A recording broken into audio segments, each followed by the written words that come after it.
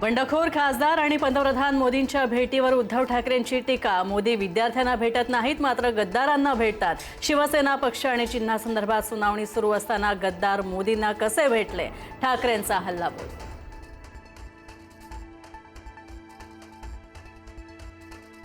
शरद पवारांच्या राष्ट्रवादीचे 8 खासदार मोदींची भेट घेणार। सोमवारी संसद भवनातील पीएमओ कार्यालयामध्ये भेट होण्याची शक्यता। महाराष्ट्राशी संबंधित विविध महत्त्वाच्या मुद्द्यांवर चर्चा होण्याची शक्यता। प्रशांत किशोर आणि सुनेत्रा पवारांमधील बैठकीवरून भाजपच्या गोटामध्ये नाराजीचा सूर। महायुतीमध्ये अविश्वास वाढेल, अशी कोणतीही कृती टाळायला हवी, मंत्री बावनकुळेंचं वक्तव्य। प्रशांत किशोर यांच्याकडून बिहारमधील पोटनिवडणुकीमध्ये भाजपचा पराभव।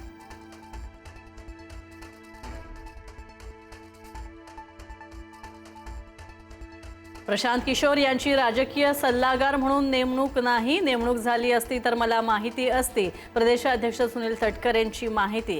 किशोर यांनी सुनेत्रा पवारांची सदिच्छा भेट घेतली असावी, तटकरेंचं स्पष्टीकरण।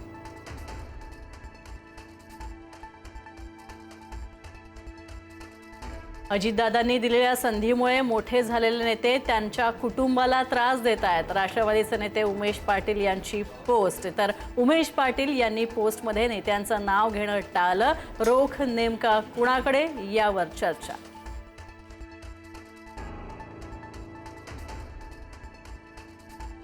प्रशांत किशोर यांनी अभ्यास करूनच विश्लेषण मांडलं।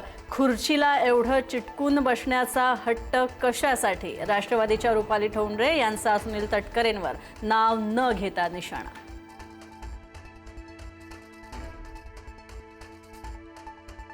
ठाण्यामध्ये शाळकरी मुलांचा ड्रग्ज सेवन करतानाचा धक्कादायक व्हिडिओ व्हायरल। शाळेच्या गणवेशामध्ये वर्गातच ड्रग्जचं सेवन करत असल्याचं समोर। ठाणे पोलिसांकडून व्हिडिओची पडताळणी सुरू। व्हायरल व्हिडिओमुळे शाळकरी मुलांसंदर्भात गंभीर प्रश्न उपस्थित।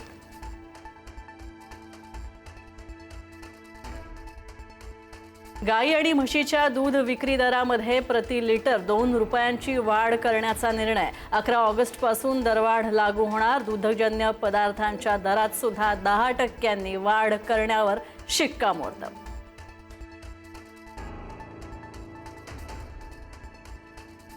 नीटचे प्रश्न फोडण्यासाठी फिफा वर्ल्ड कप नावाचा वापर झाला। विशेष व्हॉट्सअप ग्रुपचीही निर्मिती केल्याचं समोर। 6 महिन्याआधीपासूनच सुरू होती पेपरफुटीची तयारी। सीबीआयच्या आरोपपत्रामध्ये धक्कादायक माहिती।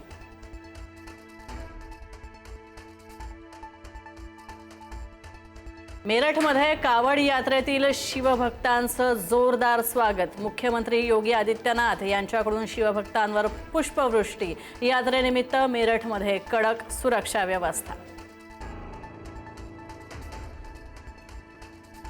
भारतासह इतर 5 देशांवर 100% टेरिफ लावण्याचा अमेरिकेचा प्रस्ताव। रशियाकडून तेल खरेदी करणाऱ्या देशांवर 100% टेरिफचा प्रस्ताव अमेरिकन सिनेटमध्ये बहुमतानं झालाय मंजूर।